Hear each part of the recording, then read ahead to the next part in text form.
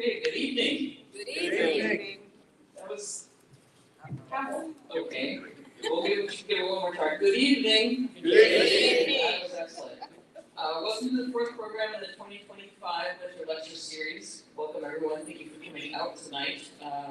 If you can learn a little bit about historic preservation and Bellaire's priceless architectural resources.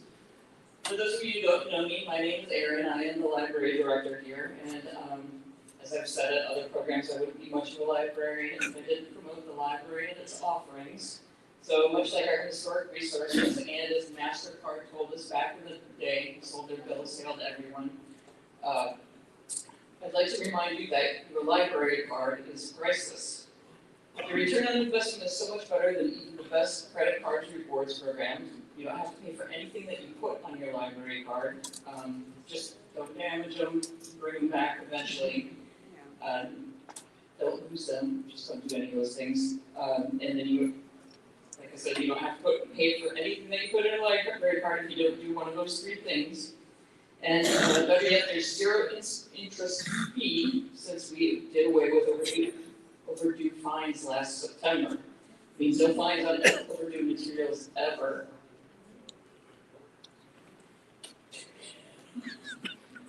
Even better, if you had an outstanding overdue fine that was keeping you from coming back and using your card, that's been forgiven, so show me a credit card anywhere that will do that.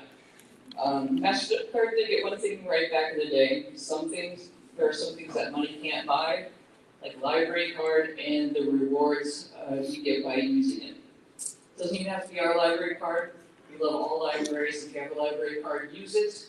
It's the best way to support your library, and if you don't have one, come and see me after the program, I can hook you up. Okay, now that I've plugged the library, I'm going to introduce something else that is priceless, our partnership in this series with Great Stone Viaduct Historical Education Society, a history that's been building upon an enduring foundation, bringing you all solid programming throughout the months of February and March, got ahead of myself, for 13 years now. So here to talk more about the Great Stone Viaduct Society is board member Dan Frizzy. Thank you, Aaron. Well, welcome. We see a lot of the same faces. We're glad to see you. We encourage you to tell others where you've been on Wednesday evenings and have them come with you to next week's presentation. Next, I'd like to tell you about next week. It's going to be a really interesting presentation. Last year, we had an individual who spoke about the peopling of Ohio, the first peoples in Ohio. I know that there were some people, it was a very good presentation, but there were many people who were disappointed because it didn't go into any of the Native American history of the settlement of Ohio. It dwelt primarily and focused on the settlement by Europeans in the state of Ohio.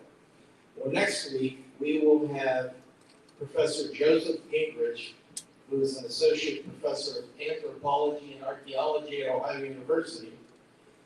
He's going to be here with us and talk about the peopling of North America, Ohio, and beyond.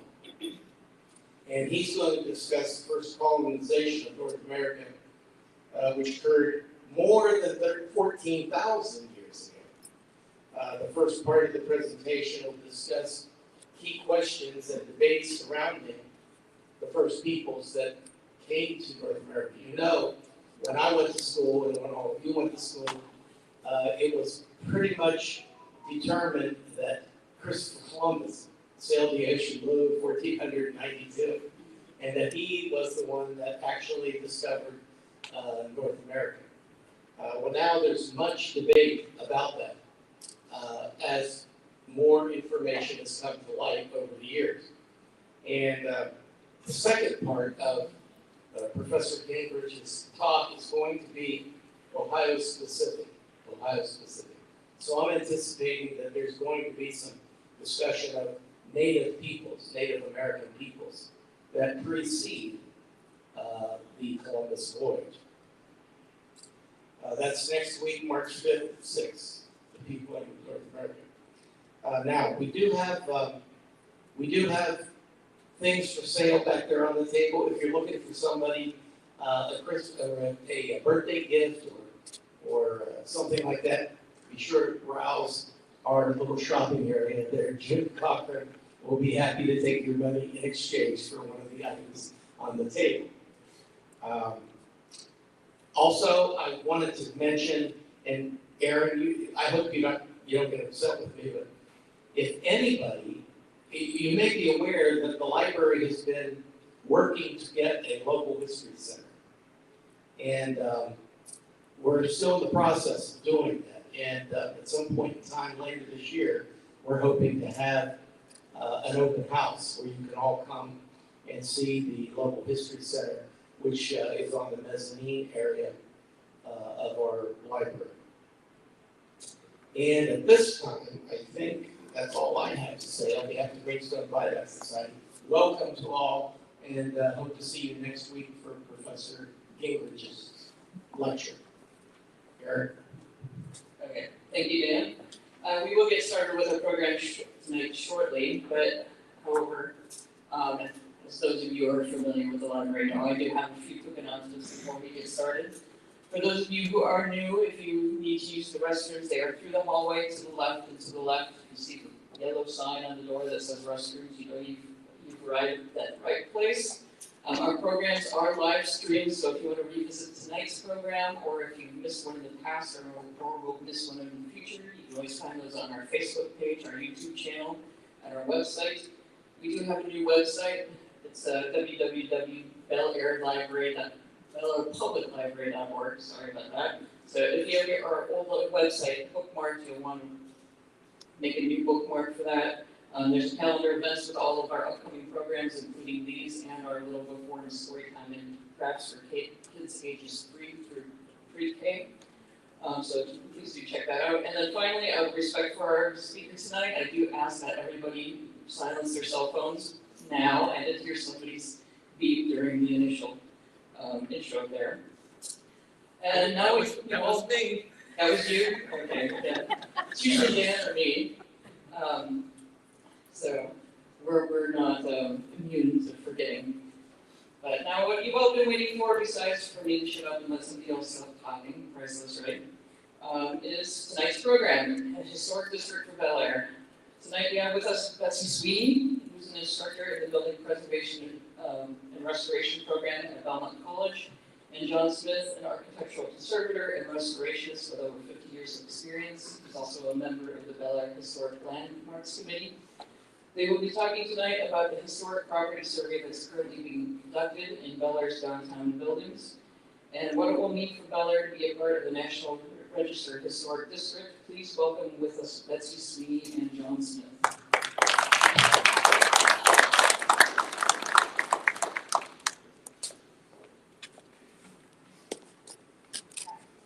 Everybody can hear me? All good? Might have to. Well, as Aaron said, my name is Betsy Sweeny, and I am an instructor at Belmont College in the Building Preservation and Restoration Department. I'm an architectural historian, preservationist by trade. I spent some time at Building Heritage as well as some museums, and now I spend my time with these students at Belmont. So today we're going to speak about downtown Bellaire and how and when and why we could be pursuing a historic district in this area. So tonight, I'm going to talk to you a little bit about what it means to be a historic district, how you get onto the National Register, what some of the kind of myths and benefits to being a historic district could be, and what the next steps are going to be with the Belmont class. Then Jon will come up here and he'll talk to you about the architectural treasures of Bellaire, why this history is so important, and how important it is for everyone in this community to get excited about this, because it's a really good thing. So first, what is a historic district? How many people here have been walking around in a historic neighborhood and seeing a plaque on a house that says, you know, this building is on the National Register of Historic Places, right? Okay, so a historic district is on the same register, the National Register, but it is a collection of buildings, usually in a neighborhood, and it receives the same level of recognition and importance, but rather than having to individually nominate each building based on its own independent story, the historic district recognizes the overall character, history, and importance of a neighborhood. So one of the ways that we can kind of tell if a historic district might be a good fit in an area is if you walk around and you have this sense that you're almost being transported back in time, and that time is really clear, that's usually a good indication that you're in what could be, or maybe what already is, a historic district. In Bellaire, we are looking at your downtown commercial area. So roughly speaking, from 31st Street to about 34th along Belmont Street. It's about 35 buildings, give or take.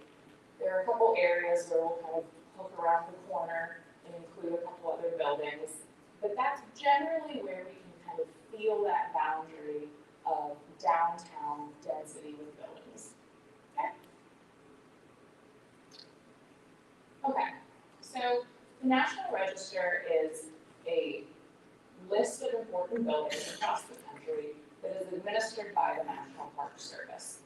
Every state has to go through the same process and fill out the same sets of forms and make the same sorts of justifications to then submit to the state and then to the National Park Service to be included on this National Register. To do that, it takes a few steps.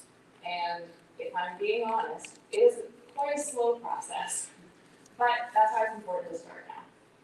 So to get onto the National Register, we, in the field of preservation, tend to recommend for a historic district that you start with a survey. So what that means is you really don't have to have one, but it's a really good way to get an inventory of the buildings you have and start to understand how they work together and why they are significant before kind of fast forwarding to that application process. So in a survey, someone or someone's, in this case the Belmont students, begin by walking around the neighborhood and getting a general sense of where the feeling of that part of the city starts to change. We call that our kind of natural boundary, which is that 31st to 34th stretch that I mentioned. Then, and we call that a windshield survey or a walking survey. This is just preliminary kind of getting comfortable in your area. From that point, the 3 students in the research and documentation class will have a form that they take, and they will go to each building along that stretch, and they will make a basic assessment. So they will document the building materials, any historic features, an approximate date range if they can tell stylistically just from its appearance, or they will write down any character defining features and try to uncover that building's history in their research. They will photograph the building from the public right away, and then they will move on to the next one. So in your survey, there is no disruption to the building owner. All of the research and analysis is done from the public right away, so either from streets or sidewalks. And it's a minimally invasive process. It is really just to collect preliminary data about the physical structures. Then, those survey forms are taken back to the classroom, and the students conduct pretty extensive research about the buildings they surveyed and also the history of Bellaire to start to form what we call our statement of significance. Because when you are nominating an individual building or a collection of buildings for a historic district, you need to be making sort of a case for why this is so important. And so not only is there, of course, the beauty of the architecture, but there is a history that's associated with this community that kind of makes that architecture in this community totally unique. Through their research, they'll start to make those connections between what was happening culturally in Bellaire during whichever time period they end up kind of selecting. Now, anybody that's been through downtown Bellaire, it's going to be around the turn of the century. We know the So they will go through the history and connect what was happening culturally, what was happening economically, what sort of small businesses or industries, what ethnic groups were making their mark in this part of the state, and they will connect that back to the buildings that they've surveyed. From there, they will compile a final report, which will be a place where they can house all of their findings, and this will include a really nice narrative history of what they found, the architectural analysis of the buildings, and then what will be a recommendation that would be submitted to the state to kind of start the process. And that recommendation, hopefully, will be that there are a ton of historic buildings that are still intact here. We recommend that you do pursue a historic district nomination based on all of this evidence. And that's where the students will kind of stop. Now, continue through this process to ultimately have a historic district, there are a few more steps. That report will inform a official submission, which is just a set of forms that you basically rearrange this information that came from your survey into a really prescriptive format, making these same justifications. Once you submit that form initially, it goes to the State Historic Preservation Office.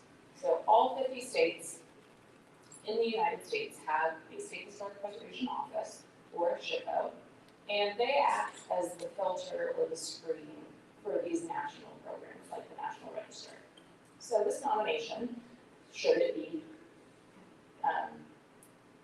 created, would go to the state of Ohio, where they have the opportunity to provide feedback, suggestions, note things, and say, hey, you kind of forgot about this one history, or, you know, this area is really interesting and seems important, maybe you should expand upon it. So there's this opportunity for editing and feedback. Then any edits from the state are made, it is resubmitted, and usually at that point the state will approve it, and then the state will forward the nomination on to the National Park Service. Now the National Park Service has a staff that does the same thing and evaluates that nomination against the broader kind of qualifications for the register, and has the same opportunity to provide feedback and then make edits and return it again. At that point, typically, you'll receive full approval, you'll have approval by the Secretary of the Interior, and the district can be listed on the National Register. This can take 6 to 16 months, depending on how many edits there are and how big of a space you're dealing with. After you are completely listed as a historic district, that's when some of the benefits that we're going to talk about will kick in. Okay, so a lot of times when people hear historic district, they think that it has more power than it does. So one of the common questions that I get is this going to force me to get approval before I change something? Is this going to dictate what color I can paint my door, or how I, decorate my lawn, or whatever?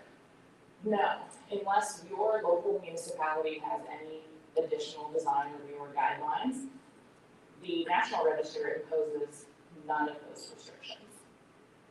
The National Register cannot restrict a building's use or its appearance. So if your historic building was recognized for its original storefront, it doesn't mean that you can't change it and put a coffee shop on the first floor or something like that. No restrictions on building use. Unfortunately, it also does not protect the building from demolition. It adds another layer of recognition so that if demolition does become a discussion, you have some more information to argue for or against that. But being on the National Register alone does not protect a building or a district from demolition. And finally, being on the National Register does not automatically enroll the building or buildings or community in any sort of programs. It does not mean that you will automatically apply or qualify for certain incentives, nor does it change anything about your local legislation. So building code, taxes, nothing like that. It's truly a recognition and a good way for a community to say, hey, we are placing importance on this area. We want to recognize our history and historic buildings, and we want to work towards preserving them. This helps that, but it is not an end-all be-all solution. Okay, so what the National Register can do? What it can do is provide a multitude of benefits for your community.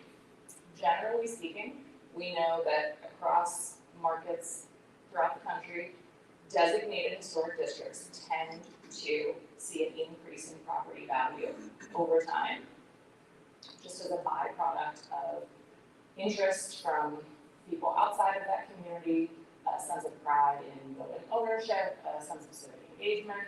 So that's kind of a subjective but pretty beneficial benefit, I guess you could say. Historic districts in particular also are great for promoting heritage tourism.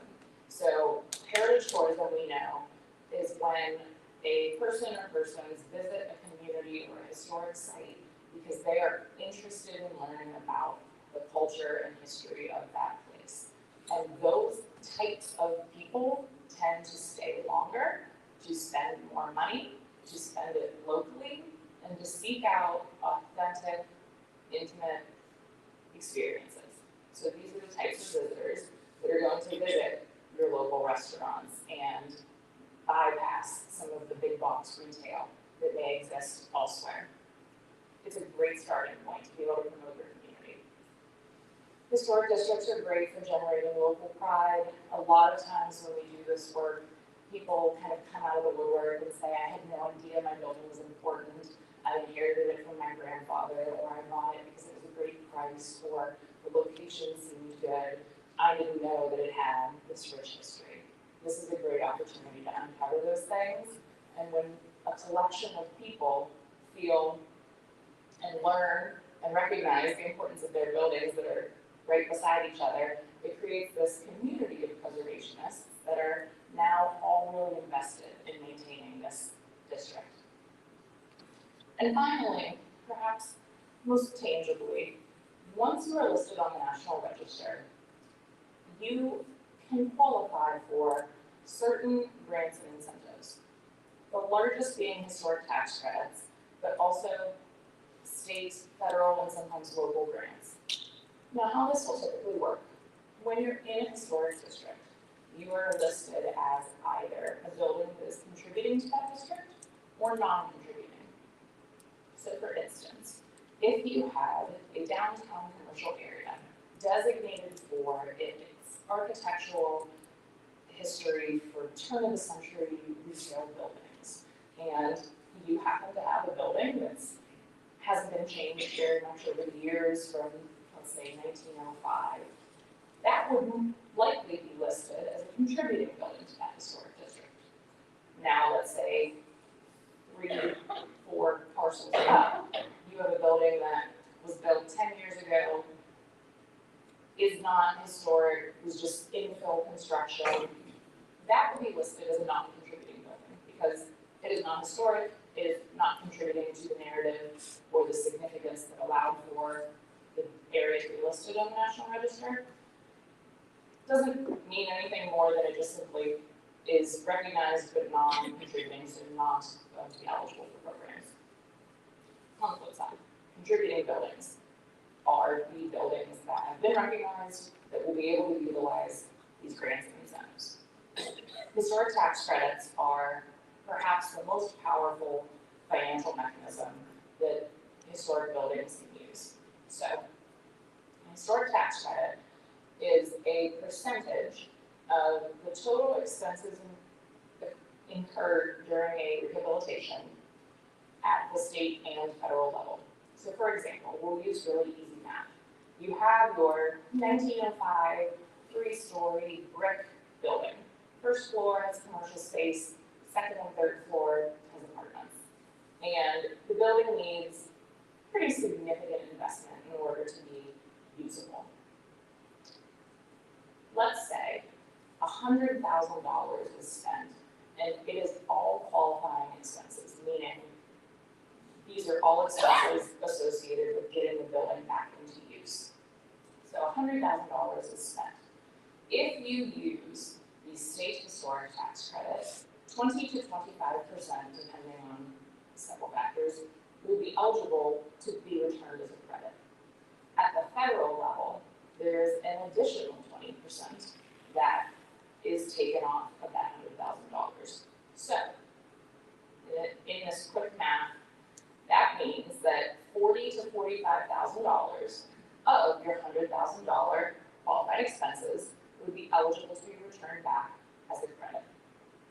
How we see this happen in real life is that credit comes off income tax liability. If you do not have a tax bill large enough to claim that full 45%, or you can do just part of it, 20%, let's say, you can do what we call syndicate those credits, which just means sell. We can't say sell, we have to say syndicate, that's what it is. A bank can help you broker that, or you can do it privately if you happen to know someone or know a business that could utilize that amount of that credit. So it's not an easy process, but it is an incredibly beneficial one. There's professionals out there that can help you navigate it. So if you're thinking about large-scale historic redevelopment, historic tax credits are essential. When you see some of these old bank buildings and schools that have been converted to apartments and downtown lofts, they are almost always using historic tax credits. And in communities like ours, they require that kind of subsidy to be financially feasible. On the lower end, if you've got your smaller, lower investment projects, there are, as I explained, ways to take those kind of smaller number of credits, working with the state. On the grant side of things, grants are tricky because I think we all want there to be a lot of free money out there if we just tell a good enough story, but unfortunately, those pools of funding are quite limited and extraordinarily competitive. But that doesn't mean they don't exist, and they are constantly changing.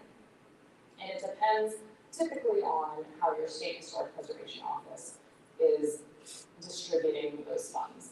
9 times out of 10, there's a federal pot of money that gets directed down to the state, and then the states determine what the precise requirements or qualifications will be for any given grant program.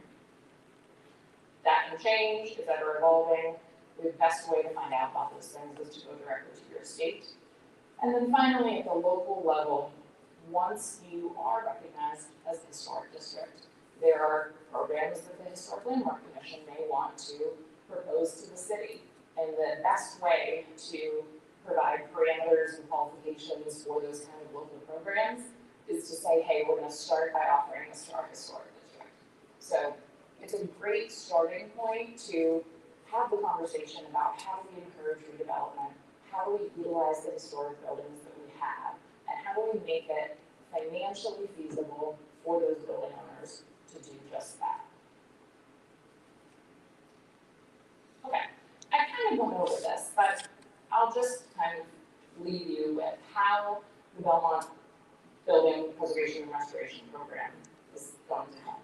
So, as I said, I teach the research and documentation class in the BPR program. We have 3 students who are in the 2nd semester of their 1st year, and they are taking this class to learn this process from start to finish. So they've been to the library and seen some of the great resources from the community that we have here. They've seen the historic maps of downtown, and they will be using all of those things and more to compile really rich history of this community. They will be undertaking the physical survey of the buildings. So if you see a few young people with clipboards looking a little lost or taking pictures of buildings, that's probably who they are. So they will survey those 35 or so buildings. They'll generate this report, and then by the end of the semester, we'll have a first draft, let's say, of that report. After their semester ends, I'll put some finishing details into it, and we'll give that to the Historic Landmark Commission and go over it to understand what was discovered, what the path forward looks like, and the feasibility of actually pursuing a historic district nomination. I can tell you right now, it's definitely worth pursuing. You've got plenty of historic buildings that still retain their character, so the results of this report should not shock anyone. But it's a good place to start. From there, the Historic Landmark Commission will have the information needed to decide how and when they'd like to pursue that nomination. If there are any questions about any of that, I think we're probably holding them to the end, but I'm happy to answer them. And if not, I will kick it over to Jon, who will talk a bit about this community.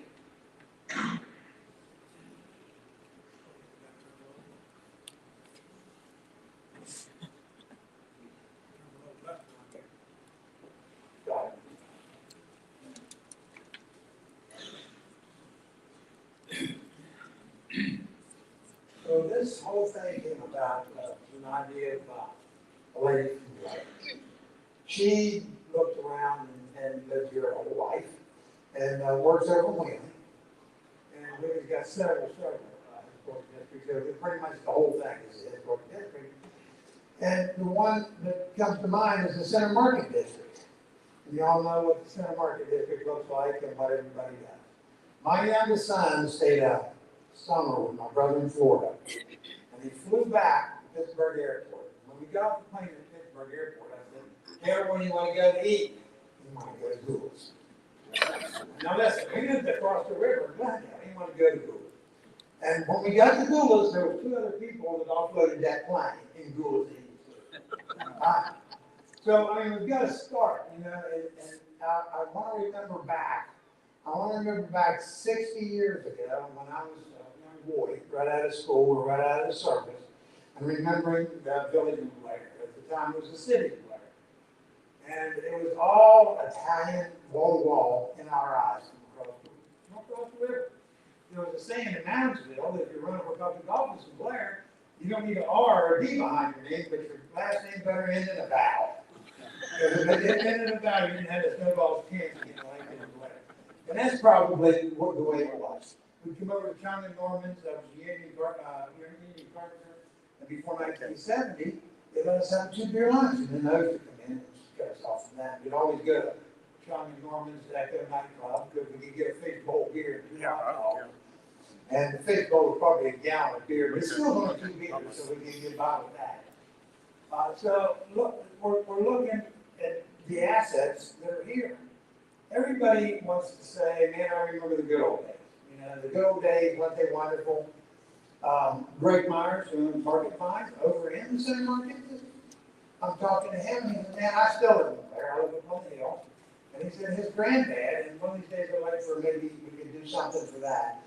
His dad and his granddad and all his relatives would order grapes once a year. The train would pull up and work. And the guys would get pick the grapes out, boxes of grapes, throw them in a thing, and they get home and they make this wine. I'm not going to say what it was called, but I think everybody knows the red wine that everybody had. Everybody had their own recipe. And you come to a wedding or any kind of family, any kind of goings on in Bellaire at the time, they all come out. All the family members have their version of this red wine. You know, we all had to taste this red wine. Working construction. That was another story. Because there were certain times of the year when a guy from Bellaire would blow up the porta-johns, I mean explode them, and they'd, "Excuse me, I got into the new wine. The wine wasn't done yet." So the yeast or whatever was giving them terrible amounts of gas. But I mean, Bellaire was known for that. So I want to say that as far as historic ethnic or ethnic labeled historic districts goes, it's kind of easy. It's a little easier path, right? If we can trace something back the same, make it a little easier. No one goes to New Orleans without going to that French Quarter. No one does. You know, that's where you're going to go. You're going to get down to the French Quarter. No one travels America. You can't go to San Francisco without going to the Hill District. The most valuable property in Pittsburgh is probably the Spanish-American War section. It's a historic district. So the property values do increase. And now we've got the Dora. We've got the Dora in Bellaire for Thursday, Friday, and Saturdays where we can have drinks outdoors. We got the Sons of Italy here. which is the anchor for the Italian festival when? I mean, what would the Italian festival be like in Wheeling without the sausage sandwiches from the side there? You got little Guerreros up here, you got Gula, I mean, around the corners of Roosevelt's, is what Bellaire is. It's the heart and soul of Bellaire, Ohio. And it's a huge asset, but sometimes it's here and you don't say, you know, is that worth anything? It's been here my whole life, I see it and I'm used to it, it's not, you know, it's just not exciting. You know, you get in a plane and fly to New Orleans, go to the French Quarter, but we've got all this wonderful stuff right here.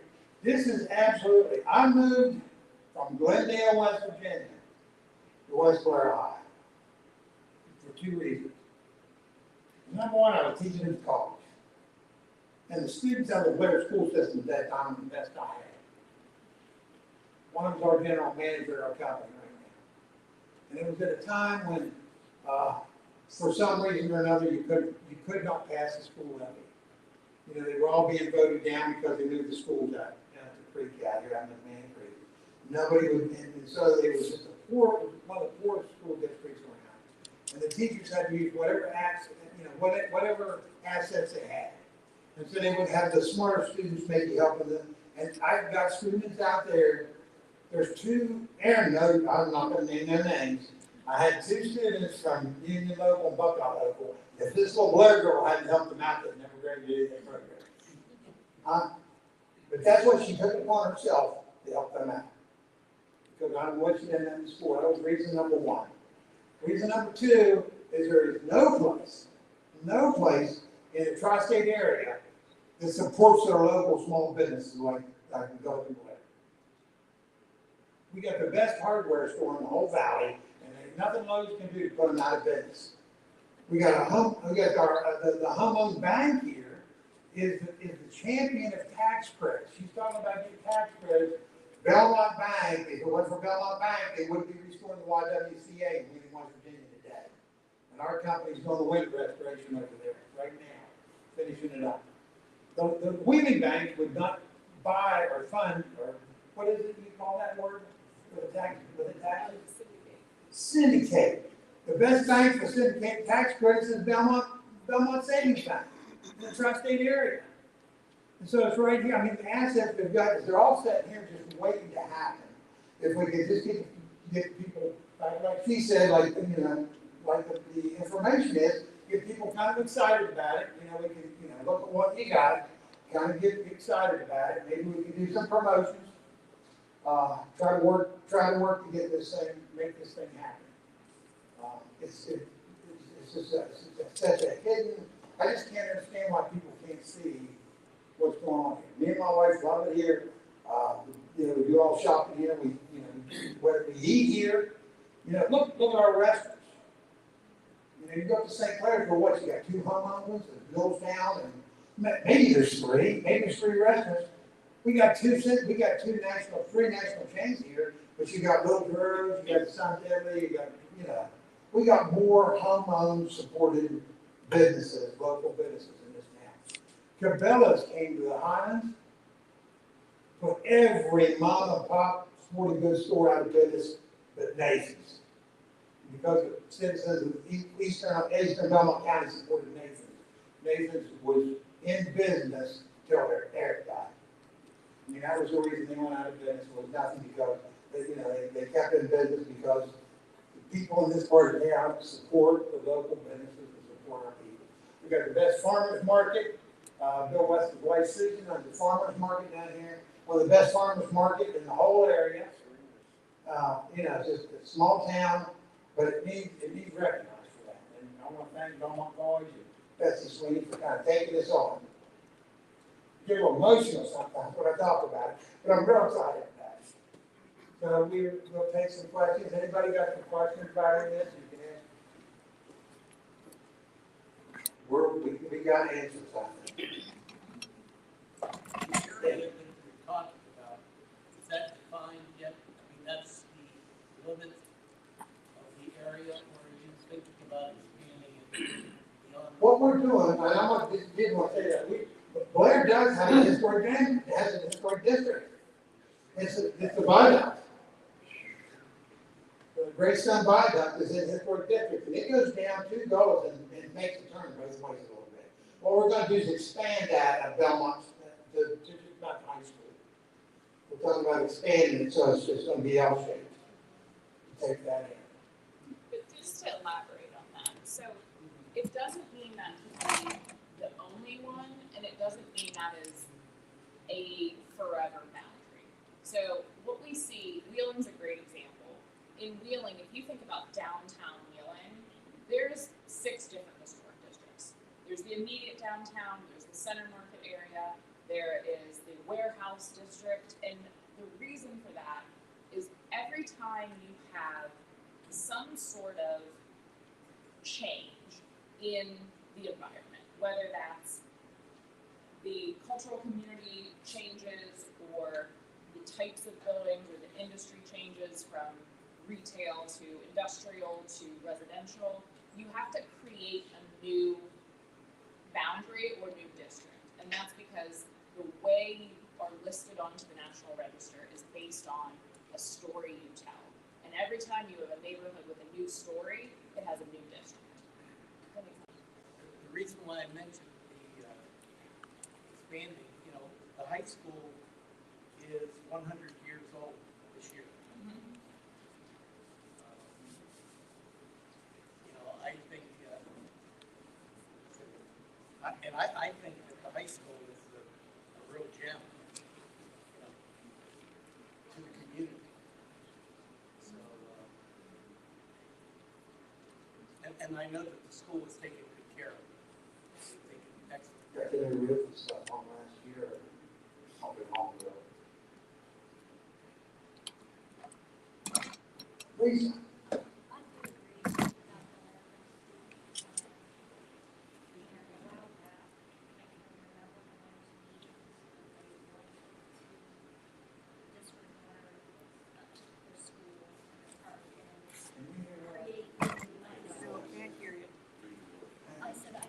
I can give you this thing.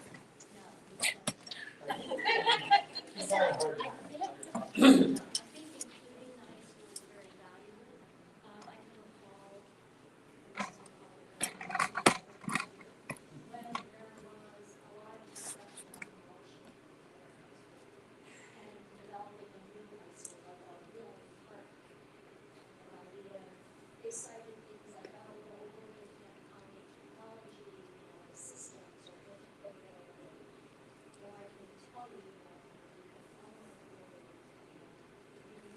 all the time, systems. So I heard that from other people and spoke out. I was in the room that time, I remember speaking out, and some of my friends actually became less than friends. Because I felt strongly that we should system history. I think, John, there would be very wise To include the high school. I think we can find out. The what? I think we can find out. That'd be a good idea. She says we could probably tie the high school to Frederick Ferris, famous architect in New We're York. talking about the school across the Just right at the end of the street, the high school. Yeah, so when I say generally 31st to 34th, it's a jagged boundary. So we, in this instance, for the high school, for the railroad depot that's closer to the river, what will happen is the students will include that in their survey. They'll include it in their report. And then that is where you have that conversation back and forth with the state about how you draw that boundary. It's a subjective system, so there's a likelihood that we are able to loop it in, and then there's also a likelihood that they'll come back and say, we would recommend you designate that in a different way. No boundary is a perfect square. A lot of times it's kind of jagged to capture those things as best as we can.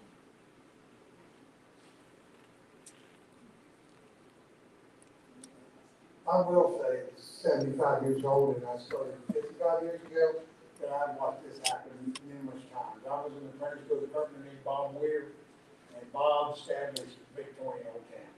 That part of Wheeling was falling in, and he took it upon himself, without tax credits, without grant money, the Union carpenters wages, bought them one at a time, and restored them, and now that building, that part of Wheeling is one of the most valuable sections in town. One of the things that I had talked to John about, the First National Bank building is a beautiful building, but it's going to take a huge investment of funds. And I would encourage whoever's on this committee,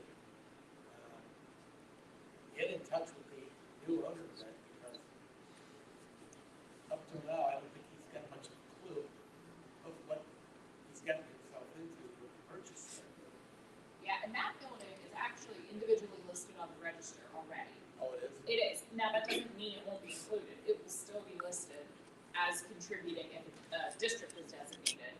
But that building, the viaduct, and then there's a private residence that are all individually listed in Blair. Wait. Yeah, the mayor and I talked when we first started talking about this. And I went to him on behalf of one of the residents. So with the Historic Landmarks Committee, there was one in Bellaire, but it hasn't met since 2014. So it's been 11 years now. So we're getting it reestablished. He appointed me to it, Bill West, Mr. Richardson, the council person, Joanne Cochran. There's 7 of us on that. We're still trying to get this together. I didn't want to start till we got this started. So we have something to do, something to talk about, and something, some kind of action to do, because it's a bad thing to be on a committee with nothing to do because the committee goes like the 2014 money. So we're gonna get together and have a meeting here as soon as we get everybody. Today we've had 2 or 3 of them that were sick. We were supposed to have a meeting before this. Of course, Jim's sister, she just recovered from surgery. She couldn't make it. So we're gonna get this. We're gonna get the committee going. Then we'll have our election. We'll have our organizational meeting, and then we'll talk about a set of bylaws. What we don't want to do, what we do not want to do, is make our list of ironclad rules, like she said, where you have to come to us before you can paint your building, before you can change the windows, before you can do all that stuff. We want you to come to us so that we can help you and maybe put you in the right position to find some tax credits. Or tax credits is pretty good for Belmont County right now, because if you look at Monroe County, Monroe County used to be the poorest county in the state of Ohio. You drive down there on Durham Ridge now, look at them houses. And it's all oil and gas money. It's all that royalty money. You're getting all this royalty money, and you can, Belmont Savings will help you trade tax credits for money, so they can, that helps them out, and it helps the village out. I would not have been able to restore my home without Belmont Savings Bank. There's another one. Belmont, and I'm telling you what, our company's doing a huge job over there for $200,000 when you exist without Belmont Savings. We have a question from online. We wanted the back. Oh, okay. This question to you, Dan mentioned the Banquet Building, which is a beautiful building. You said it's already on the historical list. I'm sure what Dan's comment was, the new owner really don't know what he's gotten himself into. Wonder if it'd be a good opportunity for you as an organization, present to him what the benefits are of him, that building already being established as a historical building, and show him where he can get assistance and funds. And, it might be a way for him to promote restoration of some sort on that building. Yeah, absolutely. Made aware of what's available. Yeah, if there's an appetite for that conversation, I'm happy to have it. He's been talking about this. Matter of fact, CIC, Crystal will let me know about the CIC. He's got the asbestos thing in there for him. Good. So he's making on that. Now, I didn't know until he was here last week, talking to him, because he wants to do some things over there. Case Bank is supposed to take care of that for another 2 years, and that's it. And all the paint in there, it's all lead paint.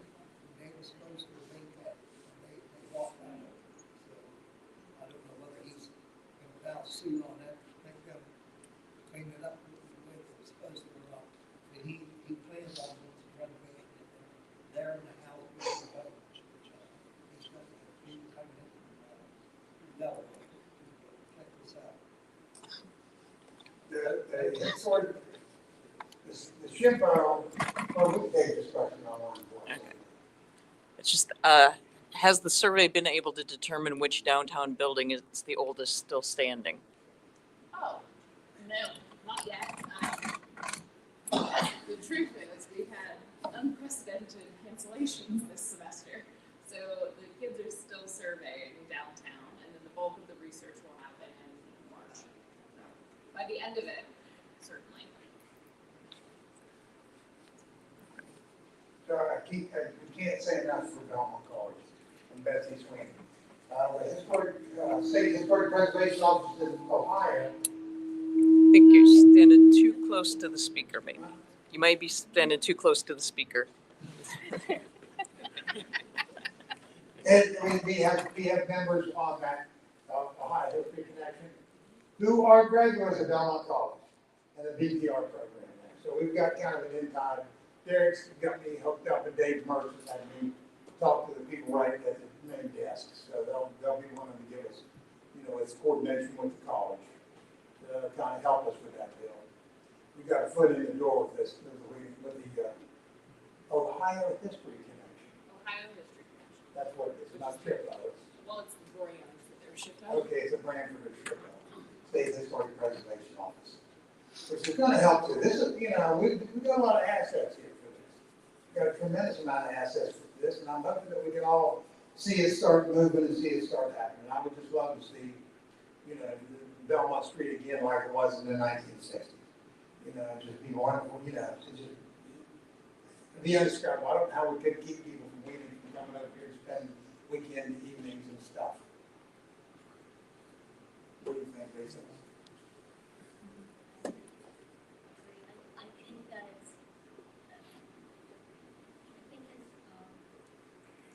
when I think of Bellaire and restaurants on Belmont Street, I think of and John and I had a conversation, and I said to him, if you go down Central Market and you shop, you meet one person after another person after another person who are Bellaire people who established their businesses in Central Market because the vibe, and then we can wrap that word, there's a vibe, right? It's a cozy vibe, it's a welcoming vibe. You have the craft here, where you sit outside and drink your beer and go to any restaurant and bring your food in.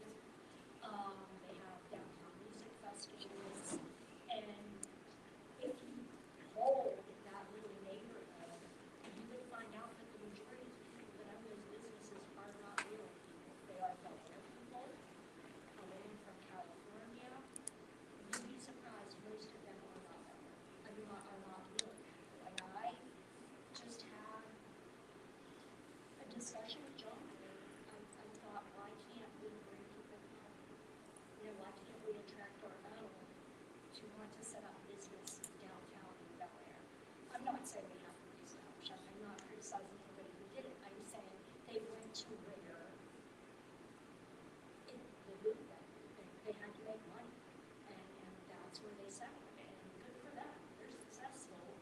And I don't know why we can't attract other young people who want to start businesses to be equally successful. And if we're doing a little bit of competition. Other Business Association has done a wonderful job too, organizing the car show and shutting Belmont Street down when they have those car shows and all that stuff. It's feasible. Something, we're not trying to sell a pipe in here. We're just trying to explain, show you what you got. You got some good stuff here. Think about it. We've got, the tree trimming service here now is pretty much national. A little local business took off and went national.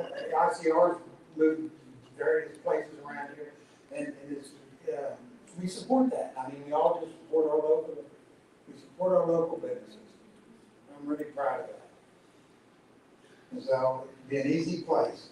We've got some empty storefronts. It'd be nice to have some of those eclectic storefronts in Center Wheeling and downtown Blair. And I think, God, how much time we got. Does anybody else got any more questions?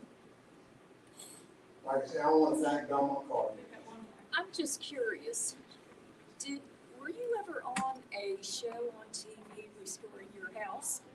Yeah. I thought so. Yes, that's the house I couldn't have bought without. That was interesting. That was very interesting.